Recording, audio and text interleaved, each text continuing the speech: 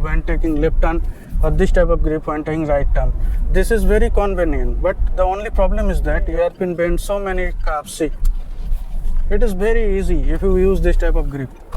I will hold here and I will do a half turn and then one turn. In your steering wheel there are two grips.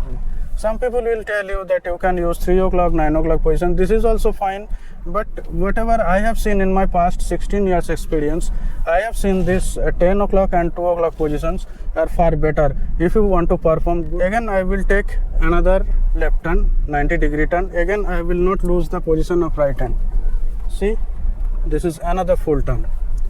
Okay, my left hand position is fixed and you can see I just turn the steering. Steering wheel automatically becomes straight if your car is, and don't cross the hand in this way. See, I will take a U-turn at the right side. Let them pass. I will use left hand. Second gear, downshifted.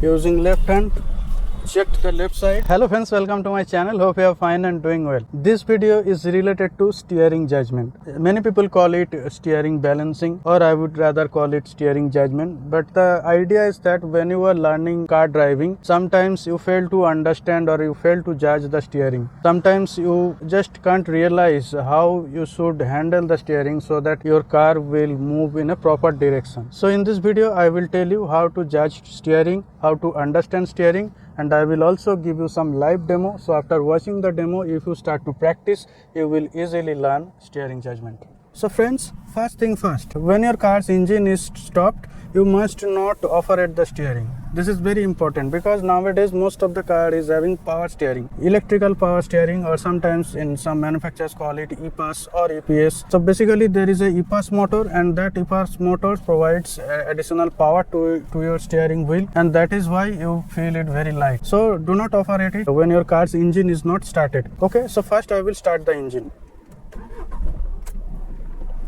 Okay, so first you have to understand whether your car's tires are facing forward or not, right? So what you will do, I will hold here and I will do a half turn and then one turn and then another half turn. So once you perform complete 1.5 turn, your car's tire will face towards left side, or if you do it for right side, it will face towards right side. And how will understand sitting inside the car? So you have to put in first gear and you have to slightly release the clutch. Okay, I just slightly release the clutch. See, the car moved left side. So this is how I understand the tires are not facing forward, right?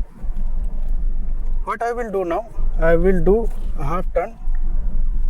Okay, right now this is a very tricky situation because the steering wheel is straight, but I am not able to understand whether car is straight or not. So what I will do, I will put in first gear, release the handbrake and slightly release the clutch, just slightly. See, the car is again moving left side.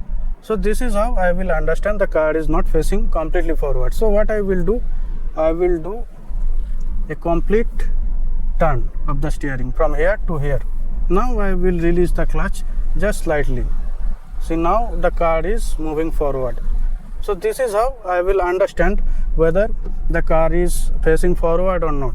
There is another trick. If you do not want to move the car, you start the engine. Suppose the steering wheel is like this. Okay, now what you will do, you will just move the steering wheel half turn towards left, right? So you know the 1.5 turn will face your steering towards forward. So what you will do half turn and then one complete turn. So this is how you will make sure that your steering wheel is facing forward, right? So now the second thing is how you should hold the steering. See, when we do a long drive, sometimes we prefer to hold the steering here and left, and we keep it relaxed. So mainly what you will do, you will see in your steering wheel there are two grips at 2 o'clock position and at 10 o'clock position. You must use these two grips, and this will give you perfect judgment while you are driving.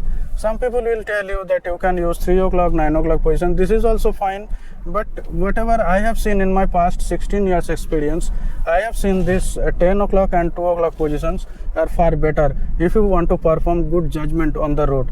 Okay, and that is why manufacturer gives grip on these two position. Okay, so you can press the horn like this way.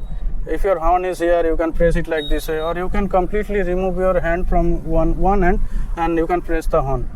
But do not remove both the hands from the steering, especially when you are learning, because it will give you confusion for sure. So friends, let me show you how I perform steering judgment while driving. So now I engage in first gear, slowly release the clutch. See, I am moving the steering like this way, and I am trying to understand. The car is in first gear and the speed is 15, not too much speed, and I am trying to understand where the car is going. So this gives me some idea that how much movement will take the car where. But what happens in speed, the steering wheel will feel harder. So I go towards left side, engaged in first gear. See, now I straighten the steering, okay, and I am moving forward. So if I remove my hands from steering, the car will move forward. There is no doubt. If the car does not move forward, then it means there is an issue in the car. By default, if you release your hands from steering, it will go forward. Now what happens, the road sometimes is curvy. See, in this road, left side is slightly upward and the right side is slightly downward. So in this type of road, sometimes you will feel the car is gradually moving towards right side, and opposite will happen in case if the road is up at the right side and down at the left side. You need to understand the car's direction. Some drivers, they do not understand where the car is actually going. The car is actually going towards this side and they feel it is perfectly all right, but actually they have to move slightly towards right side to avoid the collision. Now I will go towards left side. Okay, so when I will go towards left side, I will use right hand. I want to lose the position of the right hand from the 2 o'clock. Okay, see, I am using right hand, one full turn, and it helped me to come here at the left side. I am not losing the position of the right hand. Okay, again I will take another left turn, 90-degree turn. Again I will not lose the position of right hand. See, this is another full turn. Okay, now I will go towards right side. So here what I will do, I will use left hand. Okay, right side, left hand. I will not lose the position of left hand. See, I will do another full turn. Okay, now the car is straight. Now I will take another right turn and I will show you how I use left hand. Okay, my left hand position is fixed and you can see I just turn the steering. Steering wheel automatically becomes straight if your car is working fine, if you are on certain speed. But if you are driving slow, then it won't become straight. See, it has become straight. Okay, again I will go towards left side. So I use right hand. Okay, so friends, don't lose the position from the grip. When you are taking left turn, don't lose the position from right hand, and when you are taking right turn, don't lose the position of left hand. Okay, if you lose the position, then you won't be able to understand whether your car is going forward or not. And don't cross the hand in this way, right? So I will go towards left side. Again I used right hand. When you are learning, you just try to follow this trick. It will be perfect for you. See, this is a construction area. The road is not fine here. Now I will go towards left side. Okay, see, I will use right hand. Okay, now I will go towards right side. I will use left hand and I keep the position fixed. Okay, steering becomes straight automatically because I took this turn at certain speed. If I was slow, then it would not be so easy. I mean, if I was slow, then the steering wheel would not come straight, would not become straight easily. See, I will go left side, I use right hand. I did not lose the position, I did a full turn. Okay, again here I will show you. I will go towards left side, so I will use right hand and I did not lose the position of the right hand. Okay guys, see, I will take a U-turn at the right side. Let them pass. I will use left hand. Second gear, downshifted. Using left hand, checked the left side. Okay, the bikers were coming and I can easily took the U-turn. Sometimes what happens, friends, some people use this type of grip when taking left turn or this type of grip when taking right turn. This is very convenient, but the only problem is that your airbag is placed here. So once you use this type of grip, and if your airbag deploys, then what happens?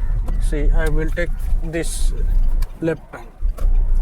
I use this type of grip very quickly. I will show you once again. Then what happens if by chance your airbag deploys, it will be stuck at your hand and it will injure your hand. So that is why I will tell you to avoid this type of grip. But I use this type of grip especially during hill driving, because on hills there are so many hairpin bends, so many curves. See, it is very easy if you use this type of grip. So on hill driving you can use this type of grip. See, this is very easy, right? So friends, I hope you like the video. If you like the video, hit the like button, and if you want to watch this type of video once again, don't forget to subscribe the channel.